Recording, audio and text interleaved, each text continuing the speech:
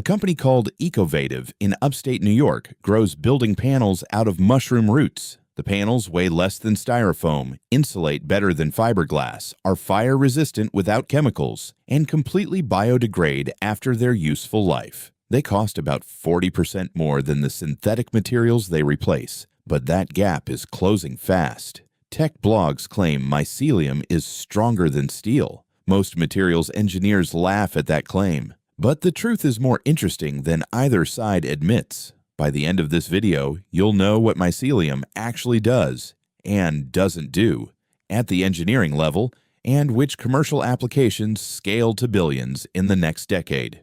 Real quick, if you like seeing the actual engineering instead of marketing slides, hit subscribe. New deep dive every week. And if this one delivers for you, a like helps me keep doing this kind of breakdown. Now let's get into it.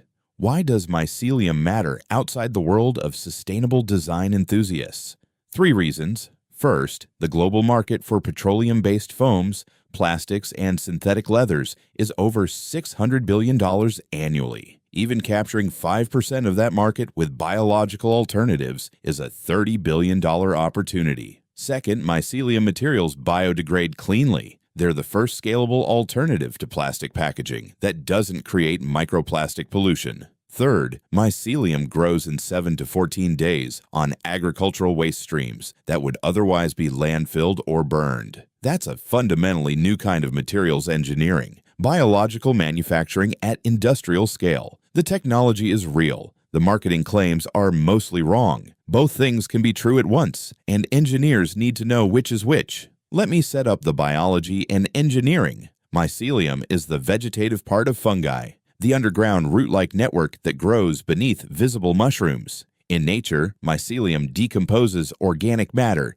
and forms vast underground networks. Some individual mycelium organisms cover thousands of acres. The largest known organism on Earth is a single mycelium network in Oregon. For engineering applications, specific fungal species are cultivated in controlled conditions. The most commonly used are Ganoderma lucidum, also known as reishi, and various pleurotus species. Mycelium is grown in trays of agricultural waste material, corn stalks, hemp herds, sawdust, food processing byproducts. The fungal threads, called hyphae, colonize the waste material over 7 to 14 days. They essentially weave the loose substrate into a solid, lightweight matrix. After growth, the material is heat-treated to kill the organism and stabilize the final structure. The resulting material has a unique combination of properties: density between 150 and 300 kilograms per cubic meter, much lighter than wood, which is around 600 kilograms per cubic meter. Compressive strength up to about 30 megapascals for engineered grades, comparable to certain concrete grades. Tensile strength much lower, typically 1 to 5 megapascals, far below structural steel at 400 to 2000 megapascals.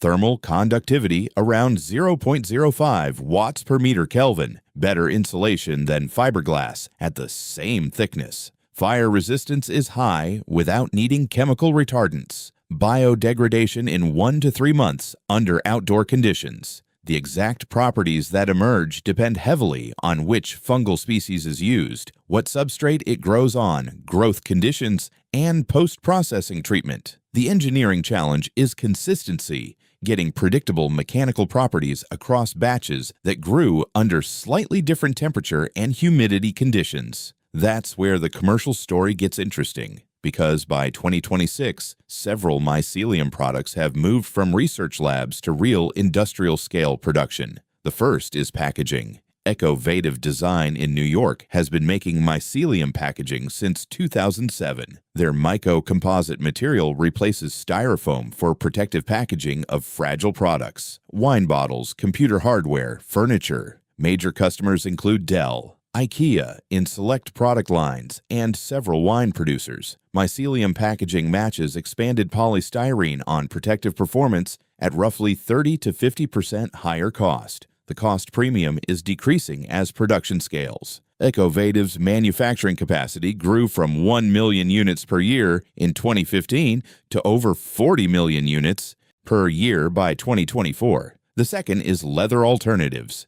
MycoWorks in California developed reishi, a mycelium-based material engineered to mimic the feel and appearance of premium leather. It's grown into sheets, then tanned and finished using processes similar to traditional leather production, but without animal hides. Major fashion brands including Hermès, Stella McCartney, and Lean Rosé have launched products using reishi. The material is comparable to mid-grade calf skin in tensile strength and appearance, costs about 2 to 3 times more than conventional leather currently, and biodegrades completely at end of life. The third is acoustic panels and insulation. Mogu in Italy makes architectural acoustic panels from mycelium that have unusually good sound absorption properties. The panels are now installed in office buildings, recording studios, and public spaces across Europe. Mycelium Materials. Europe in the Netherlands makes building insulation panels that compete with mineral wool and foam on thermal performance at similar prices. The fourth application is the most ambitious, structural building components. Mogu and several research consortia are developing mycelium structural blocks for low-rise construction. The compressive strength is sufficient for non-load-bearing walls, partition systems, and certain types of insulating exterior cladding. Multiple demonstration buildings exist in Europe. None are yet certified for primary structural use in commercial construction codes. The pattern across all 4 commercial categories is important. Mycelium succeeds where its specific combination of properties, lightweight, insulation, biodegradability, fire resistance, unique aesthetic, matters more than tensile strength. It fails where structural strength under tension or impact is the primary requirement. That's the engineering reality. The viral stronger than steel claim came from a single specific comparison, strength-to-weight ratio in compression for the best engineered grades versus low-grade structural steel. That comparison is technically true, but misleading in practice. Real engineering applications require multiple properties simultaneously. Mycelium is not a steel substitute and never will be. It's a styrofoam, fiberglass, mineral wool, and animal leather substitute. Those are huge markets in their own right. Engineers in the chat, given mycelium's unique combination of properties, light, insulating, fire-resistant, biodegradable, decent compressive strength. What's the application you think actually scales to multi-billion-dollar industry first? Packaging, leather alternatives, insulation, or non-structural building components? Drop your call in the comments below. Okay, here's where the engineering gets honest. 5 big catches. First, the cost gap.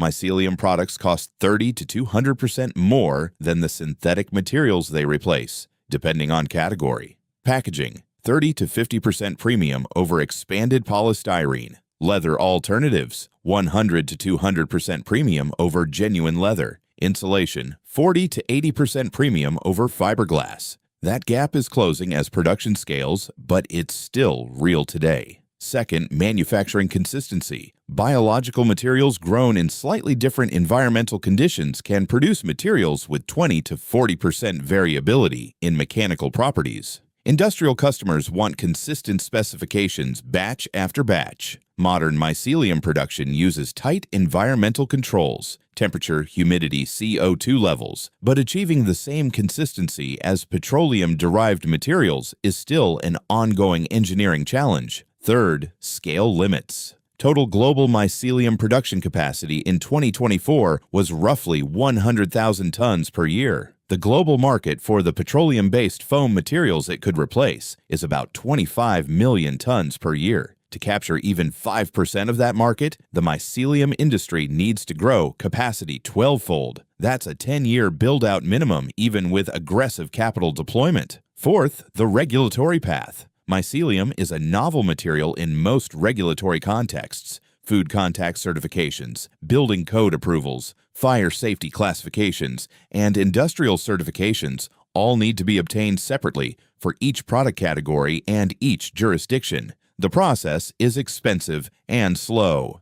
Fifth, the marketing hype problem. The stronger-than-steel headlines have created unrealistic expectations among customers and investors. When the real engineering shows that mycelium replaces specific materials in specific applications, not steel, disappointment can create funding cycles where investment dries up despite real commercial success in the legitimate use cases. And there's the track record. Several mycelium startups have failed in the last 5 years, Bolt Threads being the most public example. They overpromised the timeline for mycelium leather scale and burned through capital before delivering products. The legitimate companies, Ecovative, MycoWorks, Mogu, have grown more conservatively and have actual product revenue.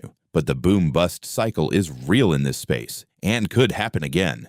Okay, time for my honest engineering take. 1. Mycelium is real material science, the biology and the engineering work. The companies producing commercial-scale products are legitimate and growing. This isn't vaporware. 2. Mycelium is not stronger than steel in any meaningful engineering sense. The compressive strength-to-weight comparison that generated those headlines is technically accurate but practically misleading. Mycelium has roughly 1 to 5% of the tensile strength of structural steel. It does not replace structural metals. 3. The legitimate commercial applications are huge, replacing petroleum-based foams, fiberglass insulation, animal leather, and certain acoustic materials represents a $100+ billion market opportunity over the next decade. Mycelium doesn't need to be steel to be transformative. 4. Ecovative is the safest commercial bet in the space. Real production capacity, real customers, conservative growth strategy, 18 years of operating history. MycoWorks has the strongest premium brand position with the Hermes partnership. Mogu has the strongest European architectural market position. 5. Watch the structural building code approvals over the next 5 years. If Mycelium gets certified for non-load-bearing partition walls and exterior cladding in mainstream building codes, the commercial scale jumps significantly. Without that approval, Mycelium stays in packaging, leather, and acoustic markets. What would I do with this information? I'm watching 3 signals. Ecovative's first $100 million revenue year. MycoWorks IPO if it happens in 2026 or 2027. And the first major building code certification for mycelium structural products in a U.S. state. I've been wrong about biomaterials before. I thought algae-based plastics would scale faster than they have. So I could be wrong about mycelium too. But the difference is that mycelium products are already shipping at multi-million unit scale to brand name customers. The proof points are real and verifiable. So here's what to remember. 1. Mycelium is not stronger than steel. That headline is engineering nonsense based on a single misleading comparison. Mycelium has high compressive strength-to-weight ratio, but very low tensile strength. 2. Mycelium is real commercial scale and growing, replacing styrofoam packaging, animal leather, acoustic panels, and certain insulation materials. 3. The current commercial leaders are Ecovative, MycoWorks, and Mogu. Each is focused on a different application category. 4. Cost premiums of 30 to 200% are the main barrier to scale, closing as production grows. 5. Realistic 10-year market for mycelium materials is $30 to $50 billion in legitimate applications. If this changed how you see mycelium materials or just gave you a clearer picture of what's hype and what's real, that like button is the only signal YouTube reads. Hit it. And if you've got a friend who keeps forwarding "mushrooms will replace steel" articles, send them this video. The reality is more interesting and more commercially useful than the hype. Next week, we're going inside the engineering of self-healing concrete, the material that actually does what its marketing claims, just in a more limited way than you'd think. The biology and chemistry are unusually elegant. I'm Jordan. Keep building.